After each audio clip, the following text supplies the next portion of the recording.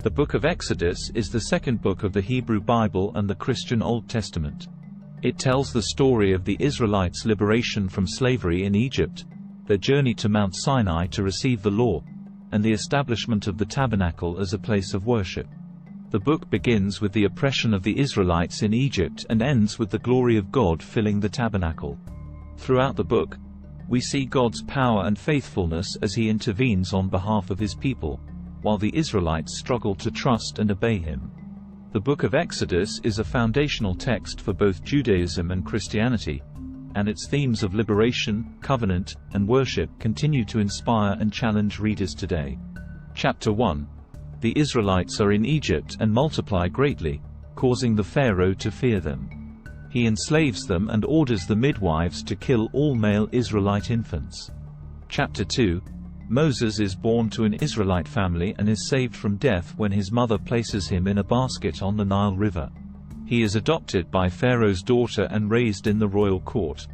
Chapter 3.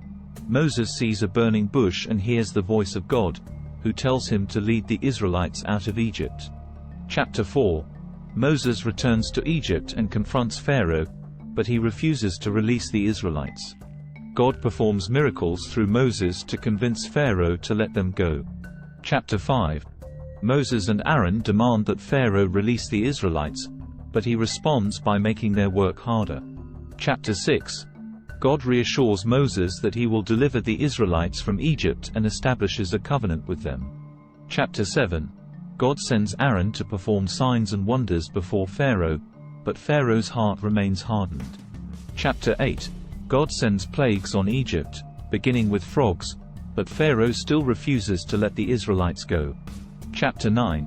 God sends more plagues, including boils and hail, but Pharaoh still refuses to release the Israelites. Chapter 10. God sends locusts, darkness, and the death of the firstborn, causing Pharaoh to finally let the Israelites go. Chapter 11. God tells Moses to ask the Israelites to request silver and gold from their Egyptian neighbors as they prepare to leave. Chapter 12. The Passover is established, and the Israelites are instructed to mark their doorposts with the blood of a lamb. The angel of death passes over their homes, and Pharaoh allows the Israelites to leave. Chapter 13. The Israelites leave Egypt and are led by a pillar of cloud by day and a pillar of fire by night. Chapter 14. The Israelites cross the Red Sea on dry ground, but Pharaoh's army is drowned when the waters return. Chapter 15. The Israelites sing a song of praise to God for their deliverance from Egypt. Chapter 16. The Israelites complain about the lack of food, and God provides manna and quail for them to eat. Chapter 17. The Israelites complain about the lack of water, and God provides water from a rock. Chapter 18. Moses' father-in-law, Jethro, visits him and advises him to delegate some of his responsibilities. Chapter 19. The Israelites arrive at Mount Sinai, and God instructs Moses to prepare the people for his appearance. Chapter 20. God gives the 10 Commandments to the Israelites. Chapter 21 to 23. God gives additional laws and regulations to the Israelites, including laws about slavery, theft, and Sabbath observance. Chapter 24. Moses confirms the covenant between God and Israel, and the people agree to obey his commands. Chapter 25 to 27. God gives detailed instructions for building the tabernacle, a portable sanctuary for worshiping him. Chapter 28 to 29. God gives instructions for the priestly garments and the consecration of the priests. Chapter 30 to 31. God gives instructions for the altar of incense, the census tax, and the Sabbath. Chapter 32. The Israelites make a golden calf and worship it, angering God. Chapter 33. God threatens to punish the Israelites, but Moses intercedes on their behalf. Chapter 34. God renews the covenant with Israel and gives Moses a new set of tablets with the 10 Commandments.